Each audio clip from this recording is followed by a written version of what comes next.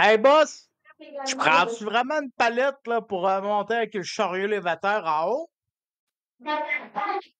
Ah oui, comme d'habitude, là, pogne-toi une palette, pogne un harnais, là, attache-toi sur le mât du chariot, puis monte-toi dans les airs. C'est quoi le problème?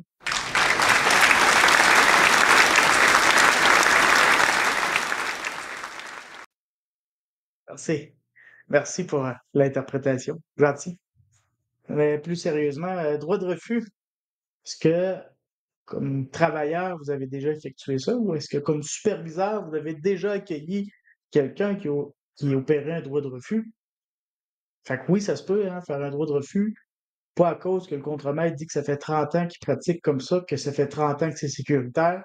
Moi, je réponds plutôt à ça fait 30 ans que tu travailles mal et que tu n'es pas sécuritaire. L'exemple que j'ai tiré là, du début de ma super interprétation comme comédien, là, c'est que monsieur il me dit que lui, pour aller porter des portes françaises au deuxième étage, quand il fait dans une porte française, disons, sur une propriété privée, eh bien, il prend une palette qui traîne, deux gars à balette, deux gars dans le trou de la porte française en haut, qui va aller faire la réception de la porte. Pas de harnais, on y va comme ça, puis on s'improvise comme ça.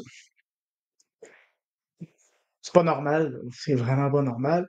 Pas de harnais, pas de cage de sécurité, personne n'était attaché en haut pour recevoir, pas d'ancrage en haut sur l'édifice, c'est sûr. Et puis, ben, personne n'est attaché.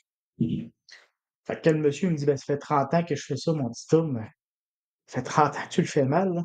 Ça fait 30 ans que tu fais ça, ça fait 30 ans.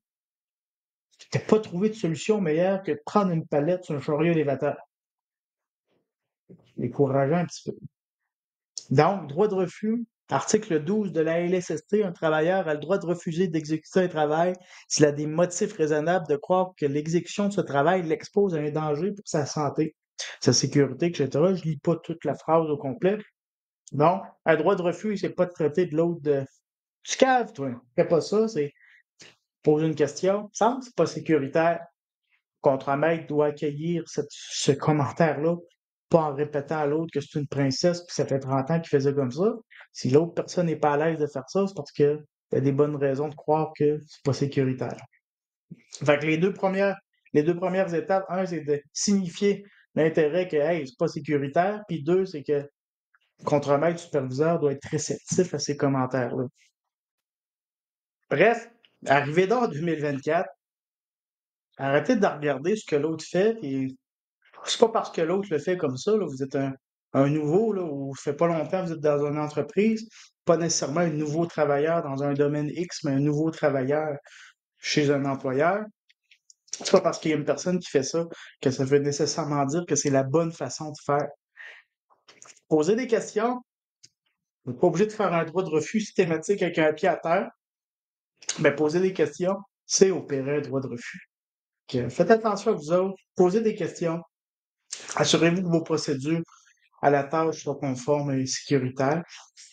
Puis tout le monde va pouvoir rentrer chez lui ce soir et écouter Stat ou Indéfendable. Bye, bonne soirée.